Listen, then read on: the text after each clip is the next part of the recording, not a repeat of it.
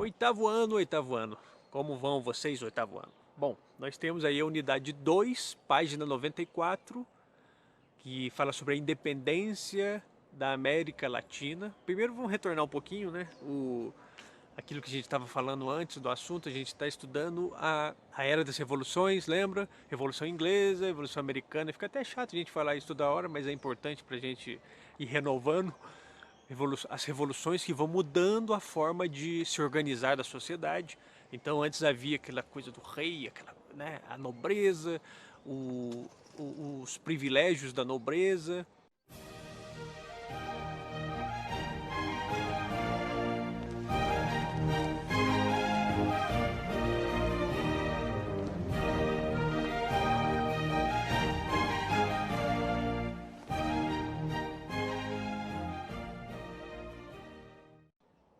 Mas aquele tipo de sociedade, dos palácios, dos grandes poderes absolutos, do rei, da ligação entre política e religião, né? Que a religião ela tinha um papel importante de reforçar aquele poder do rei, a visão de que, de alguma maneira, né, o poder do rei era divino, quer dizer, o próprio Deus é quem concedeu ao rei esses poderes.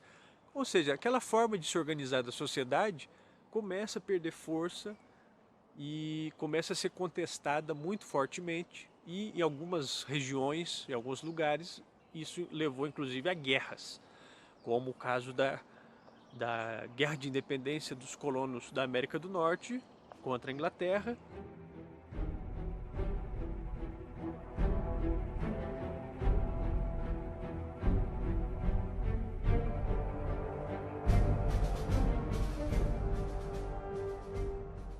Né? Sobretudo pela questão dos impostos, porque esse rei poderoso controlava outros territórios e se achava no direito de cobrar os impostos sobre esses territórios, de extrair a riqueza desses territórios em benefício próprio.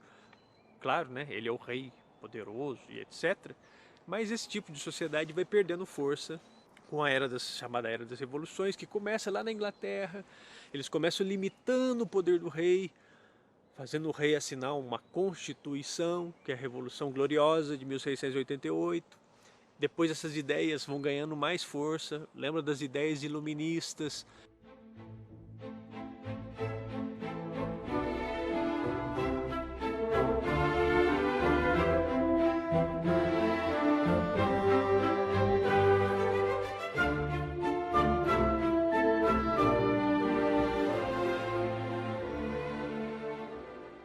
As ideias do iluminismo, ideias de liberdade, ideias de igualdade, todos são criados iguais perante a lei, todo povo tem o direito de eleger, de escolher um governo, o seu governo, e se esse governo não for mais legítimo, o povo tem o direito de tirar esse governo. A teoria dos três poderes. Por que três poderes? Para não existir um só, senão ele vai se tornar ditatorial, autoritário, tirânico, né? Então você tem que dividir os poderes para ter um equilíbrio dos poderes. Tudo isso vem na Era das Revoluções. E olhando aqui para o Brasil, nós vemos aí a colonização portuguesa.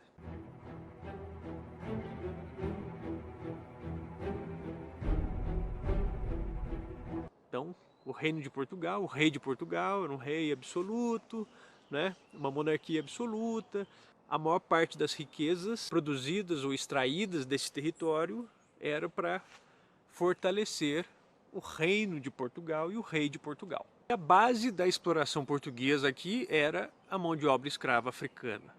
O grande tráfico de escravos que comprava, adquiria seres humanos no continente africano, fazia a travessia do Atlântico, do Oceano Atlântico, e vendia esses escravos aqui nos territórios portugueses na América, o Brasil, né? Portanto, a escravidão era a base dessa exploração portuguesa.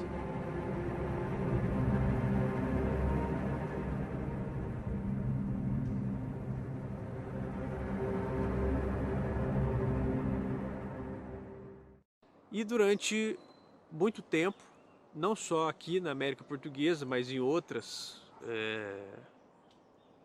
regiões da América, vai existir também essa prática da escravidão. Nas ilhas do Caribe, onde a Holanda e a França produziam muita cana-de-açúcar, na ilha de Cuba, né, que também é uma ilha do Caribe, em algumas partes da América Central, e aqui no Equador, Colômbia, uma parte da Venezuela, a Espanha também vai utilizar esse tipo de mão de obra muito, muito largamente. E aí a gente entra na questão do Haiti.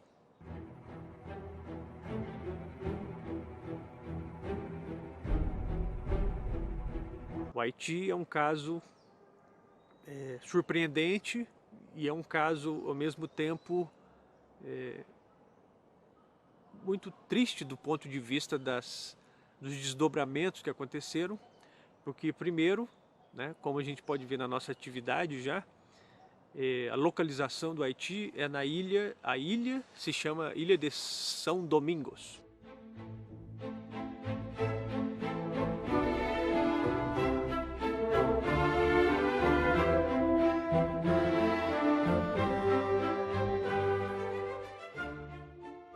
Que uma das primeiras ilhas que o Cristóvão Colombo já em 1492, em dezembro de 1492, tinha chegado ali batizado de Hispaniola. Por isso que nós vamos ver, quando falar ilha de Hispaniola ou ilha de São Domingos, é a mesma ilha.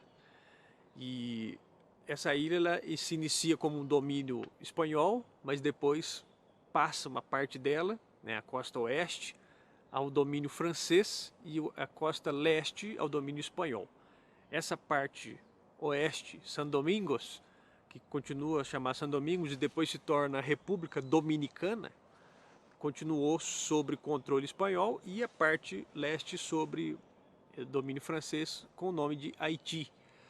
Essa parte do controle francês, a França vai investir muito ali na produção de cana-de-açúcar.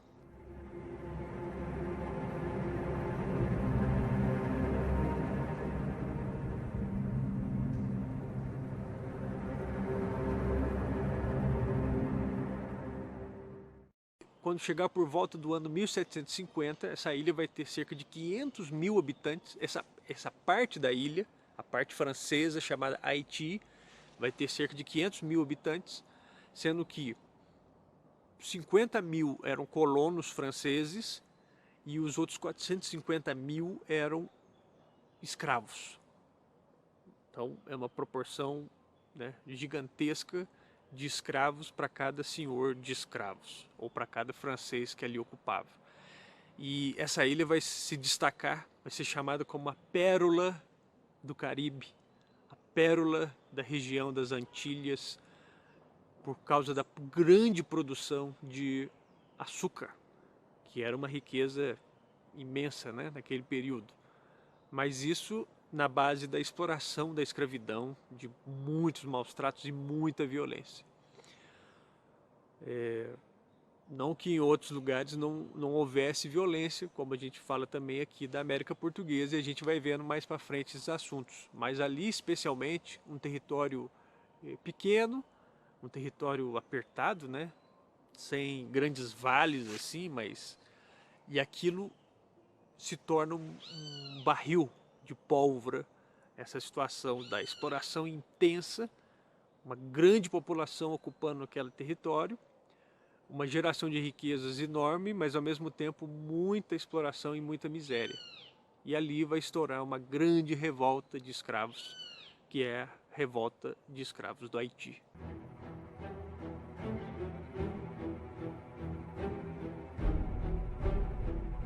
Bom, essa revolução haitiana ela se inicia por volta de 1791.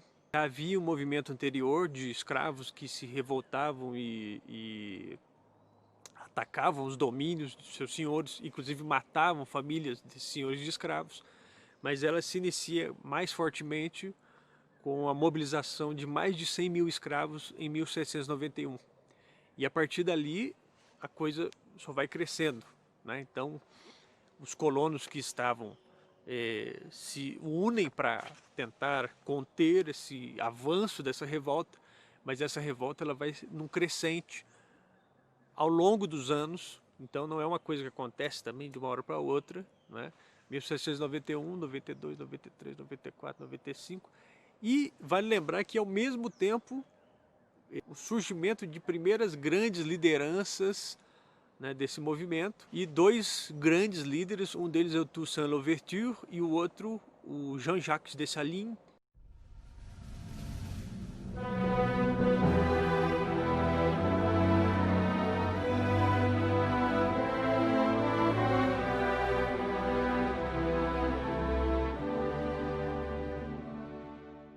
Que vão ser nomes importantes na maturidade desse movimento e que vão conseguir, ali entrando já no século XIX, então a gente já passa 1791, 92, 93, 94, 95, 96, 97, 98, 99, 1800, 1801, 1802, 1803, 1804.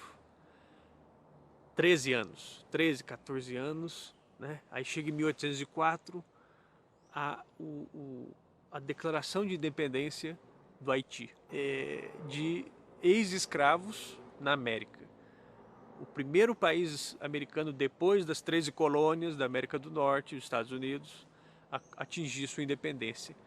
Mas havia muitos problemas ali, problemas de organização interna, problemas de racha entre essas lideranças, né? Então há um determinado momento que até um desses líderes é proclamado rei. Então, quer dizer, lutava contra o sistema da monarquia, da opressão, mas ao mesmo tempo, né, se valia também de uma parte desse sistema para se declarar rei da ilha, uma série de lutas entre grupos e um outro aspecto também complicado, que é a retaliação das potências, o medo do chamado haitianismo. Vários países, vários reinos que usavam mão de obra escrava tinham medo que esse movimento tivesse sucesso. Inclusive aqui no Brasil, os nossos senhores de escravos tinham muito medo de que esse movimento do haitianismo pudesse chegar aqui e se espalhar, uma grande rebelião de escravos. Então as potências começam a retaliar o Haiti, bloquear tentativas de reocupação, tentativas de reescravização, ou seja, vira uma situação muito complicada ali, muito delicada.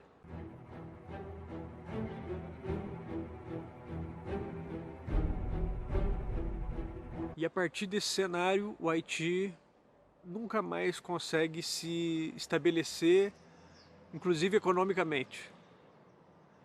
E a gente já está falando de mais de 200 anos isso. Hoje é considerado o país mais pobre das Américas. É uma região de pouca diversidade econômica, é uma região de poucas alternativas econômicas, né?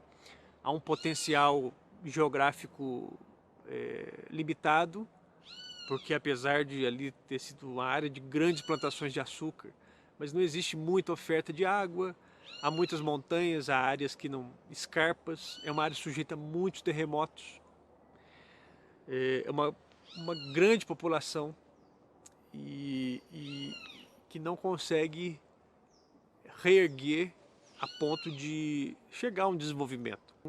Você veja, aquela região foi da pérola das Américas, a região mais próspera em produção econômica, nos séculos 17, início de 18, e hoje a região mais pobre. Foi do mais rico ao mais pobre. E muito do que se explica é a retaliação dessas potências. A França, a Inglaterra, né, teve uma força muito grande, além desses desarranjos internos, mas que foram frutos também da colonização francesa, né? Então o Haiti é um território muito complicado, é muito qualquer abalo mínimo ali provoca muitas tragédias, muitos problemas, né?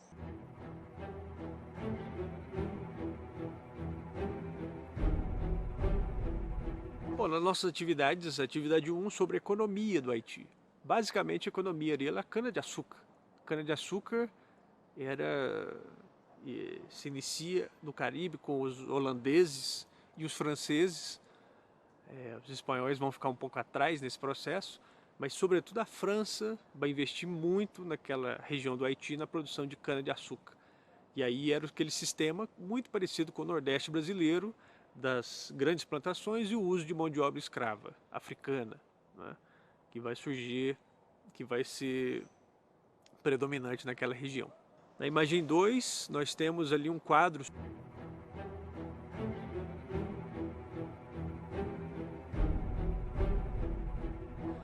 que é uma dessas batalhas, né, da luta dessa população escravizada contra o exército francês e contra os senhores de escravos.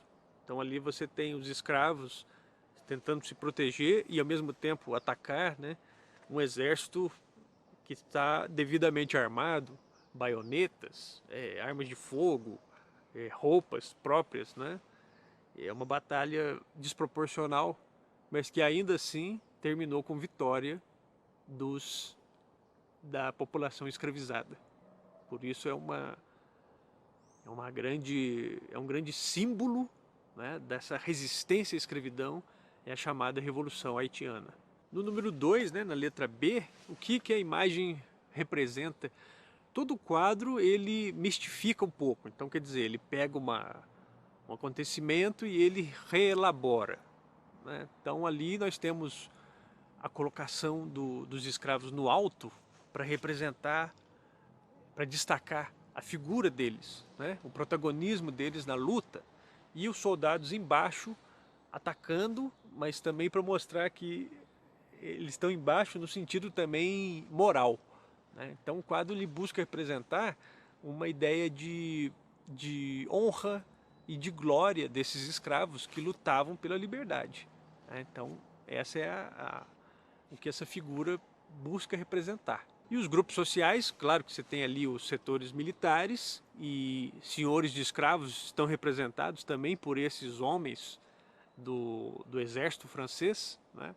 E os escravos também, mas repare que existem diferenças entre esses escravos, né? Você tem ali desde alguns com vestimentas mais simples até alguns vestidos de general ou vestidos de altos cargos militares ou administrativos. Então, os grupos sociais que você tinha aí são os escravos, os senhores de escravos e soldados. Mas entre eles há também certas diferenças. Então repare nessas diferenças que tem nesse quadro. Na letra D, pesquise como a Revolução Francesa de 1789 e o Iluminismo, as ideias do Iluminismo influenciaram essa Revolução haitiana, principalmente a ideia da igualdade.